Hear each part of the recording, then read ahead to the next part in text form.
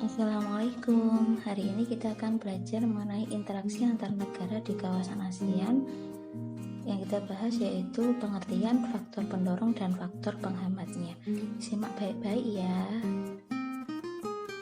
Pengertiannya yaitu adanya hubungan timbal balik antara negara di kawasan ASEAN. Salah satu buktinya yaitu dengan adanya kerjasama antar negara di kawasan ASEAN. Kerjasama antar negara merupakan upaya menjalin hubungan baik dengan satu atau lebih dari negara. Kerjasama tersebut dilakukan untuk mencapai kesepakatan yang menguntungkan. Yang kedua yaitu faktor pendorong adanya interaksi antar negara di kawasan ASEAN. Yang pertama yaitu persamaan dan perbedaan sumber daya alam. Setiap negara anggota ASEAN memiliki potensi sumber daya alam yang berbeda, meskipun terletak di kawasan yang sama. Nah, perbedaan inilah yang mendorong terjadinya interaksi antar negara karena faktor saling membutuhkan. Yang kedua yaitu persamaan dan perbedaan wilayah. Negara-negara ASEAN terletak di wilayah yang sama. Kondisi tersebut mendorong negara-negara ASEAN bekerja sama menjaga stabilitas dan keamanan kawasan Asia Tenggara.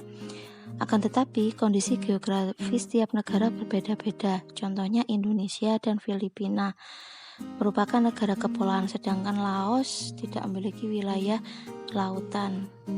Perbedaan tersebut mendorong interaksi antar negara dalam bentuk kegiatan pariwisata. Karena dengan adanya pariwisata akan meningkatkan devisa negara. Yang ketiga yaitu perbedaan perkembangan teknologi. Tahapan perkembangan teknologi di setiap negara berbeda-beda.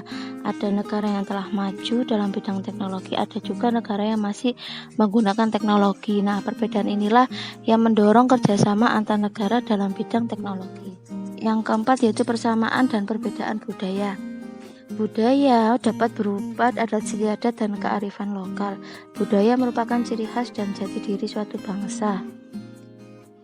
Setiap negara memiliki kebudayaan yang khas yang membedakannya dengan negara lain. Budaya dapat menjadi daya tarik bagi wisatawan.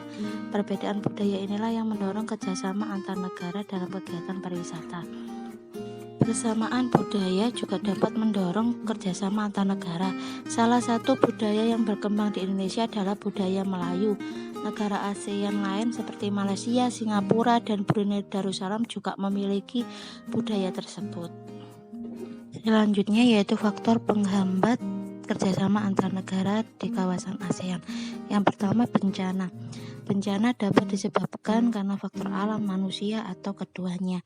Bencana alam dapat berupa banjir, longsor, erupsi gunung api, gempa, dan lain-lain. Bencana yang disebabkan faktor manusia yaitu adanya kerusuhan atau peperangan. Bencana tersebut menyebabkan kondisi negara kurang aman dan tidak stabil. Hal itulah yang menghambat adanya kerjasama antar negara, karena pemerintah setempat lebih fokus untuk mengatasi dampak bencana tersebut. Yang kedua yaitu ideologi negara. Ideologi merupakan dasar pandangan hidup suatu negara. Misalnya, Indonesia memiliki ideologi Pancasila. Setiap ideologi memiliki cara pandang yang berbeda-beda. Dengan demikian, ideologi mempengaruhi kebijakan di setiap negara.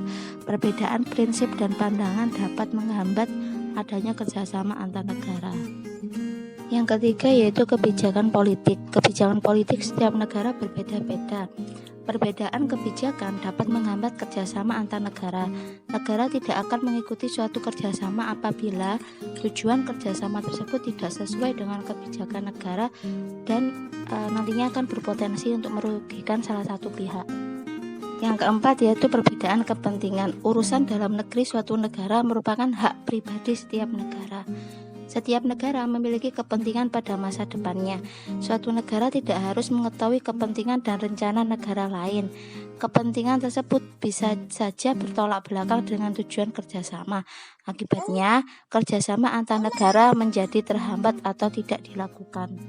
Yang kelima yaitu perbedaan mata uang. Salah satu bentuk kerjasama antar negara di bidang ekonomi yaitu perdagangan internasional. Kerjasama tersebut diwujudkan dalam kegiatan ekspor dan impor.